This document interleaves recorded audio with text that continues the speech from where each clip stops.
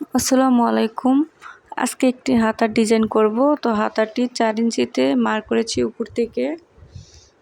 এখন red colour কাপড়টি 3-4 ভাঁজ করে নিয়েছি। আপনারা এটা হাত সেলোয়ারের কাপড় থেকে নেবেন, তাহলে একটি ডিজাইন হবে। এবং কাপড়টি মাঝ বরাবর সেলাই করব, নিচ থেকে বটে দিব হাতার সমান করে।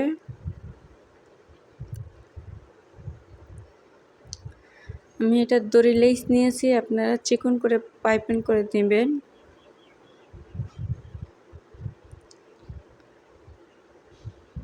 এখন সাইড থেকে সেলাই করব লেসটি ভিতর দিয়ে।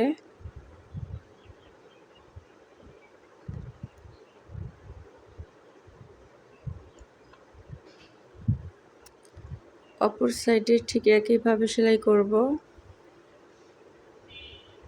এভাবেই সহজে এই হাতার ডিজাইনটি তৈরি করে নিতে পারেন।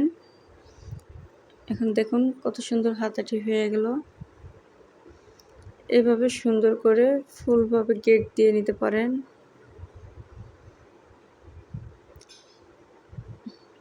আসসালামু আলাইকুম, আল্লাহ হাফেজ।